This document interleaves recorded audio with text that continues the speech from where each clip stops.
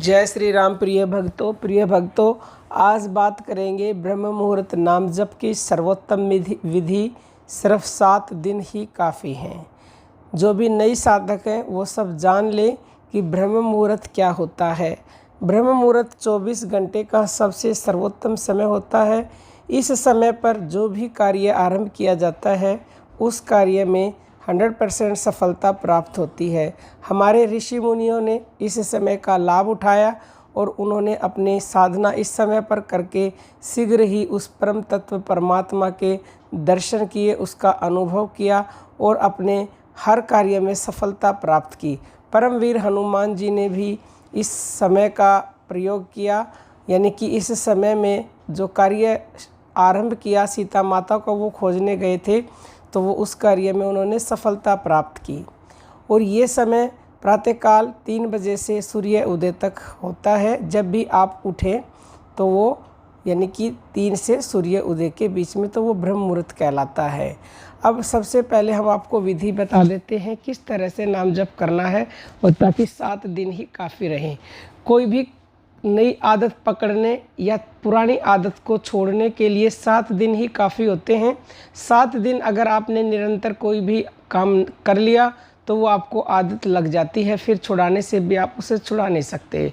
तो 7 दिन आपको, मान लो आप प्रतिदिन 4 बजे उठते हो तो प्रतिदिन 4 बजे ही उठना है। सबसे पहला काम तो यही है, प्रतिदिन एक निश्चित समय पर उठे। 5-7 मिनट आगे पीछे हो जाए तो इतना चलेगा, लेकिन ये नहीं है कि एक दिन 3 बजे, एक दिन 4 बजे, एक दिन 4:30 बजे, नहीं।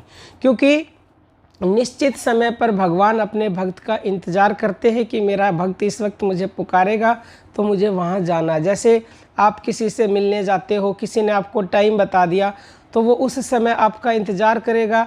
आप 5-10 मिनट नहीं पहुँचे तो कोई नहीं, वो इंतज़ार कर लेता है। लेकिन आप आधा घंटा 1 घंटे तक जाओगे नहीं तो वो इंतज़ार करके चला जाता है। ऐसे ही भगवान जी भी आपका इंतज़ार करके चले जाएंगे अगर आप निश्चित समय पर नहीं उठेंगे तो। सबसे पहले निश्चित समय पर उठें, उसके बाद एक निश्चित स्थान होना चाहिए जहां आप प्रतिदिन नाम जप करते हैं। आप बेड पर बैठकर करते हैं तो बेड पर बैठकर करें, और कोशिश करें ज़मीन में कोई आसन बिछा के आसन के ऊपर बैठे, क्योंकि आसन बिछाना बहुत ज़रूरी होता है। अन्यथा नाम जप के प्रभाव से जो ऊर्जा आपके शरीर में बनती है वो ज़मीन में चली जाती है, उसका प्रभाव कम हो जाता है। तो ऊनी आसन सबसे सर्वोत्तम होता है। कोई ऊनी आसन ले और उसके ऊपर आप बैठ जाएं। उसके बाद जिस भी तरह से आप नाम जप करना जानते हैं तो उसी तरह नाम जप करने हैं, क्योंकि देखो इस मन को कोई काम चाहिए होता है। अगर आप शुरुआत में मैं आपको कह दूं आप प्राण जप कर लो, आप कर नहीं पाएंगे। आप प्राण जप करने बैठोगे या आप मन के द्वारा करने बैठोगे तो मन कहीं और संसार में चला जाएगा, तो फिर इसलिए उस नाम जप का 1% भी लाभ नहीं होगा। लेकिन जो शुरुआती साधक हैं वो नाम जप मन से और प्राणों से नहीं कर सकते, तो उन्हें बोलकर ही करना है। जैसे कि राम राम राम, राम राम राम, राम राम राम राम, या फिर सीताराम सीताराम सीताराम सीताराम। जिस भी भगवान को मानते हैं, जिस भी भगवान के नाम का जप करते हैं, या कोई मंत्र जप करते हैं, या कोई पाठ करते हैं, कुछ भी करते हैं, वो ऐसे ही करें। जो मन से कर सकते हैं वो मन से करें, क्योंकि मन का वहाँ रहना बहुत ही ज़रूरी है। मन एकाग्र नहीं होगा तो उसका लाभ नहीं होगा। आप वाणी से कर रहे हो तो आपका मन वाणी पर ही रहेगा, आपके मन में और विचार नहीं आएंगे। ऐसे ही जो साधक पुराने हो चुके हैं, जिनका मन एकाग्र हो चुका है, जिनका मन दिव्य हो चुका है, वो मन से करे या फिर अजपा यानी कि प्राण जप करे।